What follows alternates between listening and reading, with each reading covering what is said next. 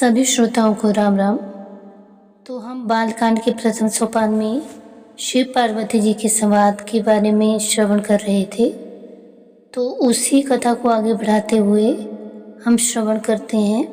भगवान शिव पार्वती जी से कहते हैं, हर्ष शोक ज्ञान अज्ञान अहंता और अभिमान ये जीव के धर्म है। श्री रामचंद्र जी तो व्यापक ब्रह्म परमानंद स्वरूप परमात्मा प्रभु और पुराण पुरुष हैं। इस बात को सारा जगत जानता है। जो पुराण पुरुष प्रसिद्ध हैं, प्रकाश के भंडार हैं, सब रूपों में प्रकट हैं, जीव माया और जगत सबके स्वामी हैं। वे ही रघुकुल मणि श्री रामचंद्र जी मेरे स्वामी हैं। ऐसा कहकर शिव जी ने उनको मस्तक नवाया। अज्ञानी मनुष्य अपने भ्रम को तो समझते नहीं और वे मूर्ख प्रभु श्री रामचंद्र जी पर उसका आरोप करते हैं। जैसे आकाश में बादलों की पर्दा देखकर अज्ञानी लोग कहते हैं कि बादलों ने सूर्य को ढक लिया है। जो मनुष्य आंख में उंगली लगाकर देखता है, उसके लिए तो दो चंद्रमा प्रकट हैं। हे पार्वती, श्री रामचंद्र जी के विषय में इस प्रकार मोह की कल्पना करना वैसा ही है जैसा आकाश में अंधकार, धुएं और धूल का दिखना। आकाश जैसे निर्मल और निर्लेप है, उसको कोई मलिन स्पर्श नहीं कर सकता।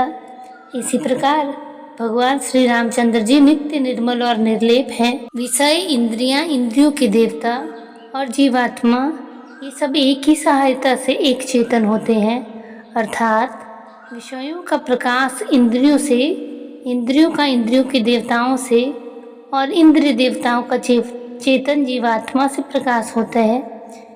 इन सब का जो परम प्रकाशक है, अर्थात जिससे इन सबको प्रकाश होता है, वही अनादि ब्रह्मा अयोध्या नरेश श्री रामचंद्र जी हैं। यह जगत प्रकाश से है और श्री रामचंद्र जी इसके प्रकाशक हैं। वे माया के स्वामी और ज्ञान तथा गुणों के धाम हैं, जिनकी सत्ता से मोह की सहायता पाकर जड़ माया भी सत्य सी भाषित होती है।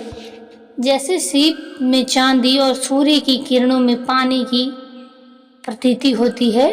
यद्यपि यह प्रतीति तीनों कालों में झूठ है, तथापि इस भ्रम का कोई हटा नहीं सकता। इसी तरह यह संसार भगवान के आश्रित रहता है।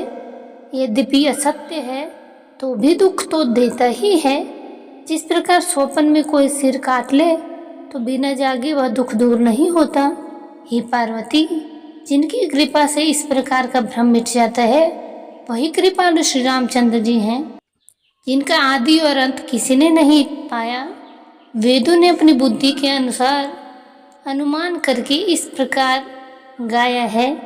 वह ब्रह्म बिन पैरों के चलता है, बिना ही कानों के सुनता है, बिना ही हाथ के नाना प्रकार के काम करता है, बिना मुँह जिह्वा के सारे छह रसों का आनंद लेता है और बिना ही वाणी के योग्य वक्ता है। वह बिना ही शरीर के स्पर्श करता है, बिना ही आँखों के देखता है और बिना ही नाक के सब गंधों को ग्रहण कर लेता है। उस ब्रह्मा की करनी सभी प्रकार से ऐसी अलौकिक है जिसकी महिमा कही नहीं जा सकती, जिसका वेद और पंडित इस प्रकार वर्णन करते हैं और मुनि जिसका ध्यान करते हैं। वही दशरथ नंदन भक्तों के हितकारी अयोध्या के स्वामी भगवान श्री रामचंद्र जी हैं। हे पार्वती, जिनके नाम के बल से काशी में मरते हुए प्राणी को देखकर मैं राम मंत्र देखकर शोक का रहित कर देता हूँ, मुक्त कर देता हूँ, वही मेरे प्रभु रघुश्रेष्ठ श्री रामचंद्र जी जड़ चेतन के स्वामी और सबके हृदय के भीतर की जानने वाले हैं।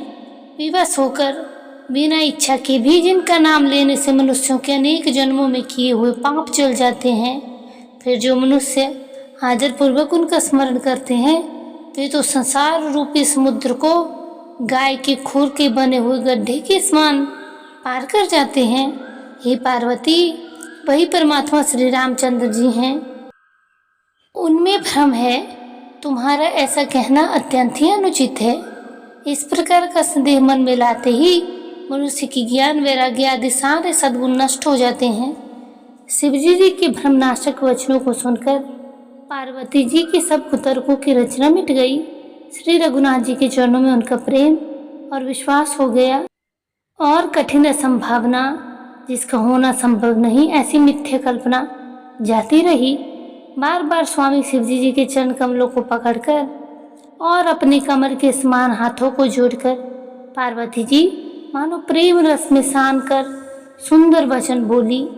आपकी चंद्रमा की किरणों के समान शीतल वाणी सुनकर मेरा ज्ञान रूपी शरद ऋतु की धूप का भारी ताप मिट गया। कृपालु, आपने मेरा सब संदेह हर लिया। अब श्री रामचंद्र जी का यथार्थ स्वरूप मेरी समझ में आ गया। हे नाथ, आपकी कृपा से मेरा विषाद जाता रहा और आपके चरणों के अनुग्रह से मैं सुखी हो गई। यद्यपि मैं क्षत्रिय होने के स्वभाव से ही मूर्ख और ज्ञानहीन हूँ, तो भी अब आप मुझे अपनी दासी जानकर, हे प्रभु, आप मुझ पर प्रसन्न हैं, तो जो बात मैंने पहले आपसे पूछी थी वह कहिए। श्री रामचंद्र जी ब्रह्म हैं, चिन्मय हैं, अविनाशी हैं, सबसे रहित और सबके हृदय रूपी नगरी में निवास करने वाले हैं। फिर हे नाथ, उन्होंने मनुष्य का शरीर किस रूप से धारण किया? हे धर्म ध्वजा धारण करने वाले प्रभु, यह मुझे समझाकर कहिए। पार्वती जी के अत्यंत नम्र वचन सुनकर और श्री रामचंद्र जी की कथा में उनका विशुद्ध प्रेम देखकर तब कामदेव के शत्रु स्वाभाविक ही सुजान कृपा निधान शिवजी मन में बहुत हर्षित हुए और बहुत प्रकार से पार्वती की बड़ाई करके उन्होंने आगे की कथा कही। तो इस प्रकार शिव पार्वती जी का संवाद यहीं पे समाप्त होता है।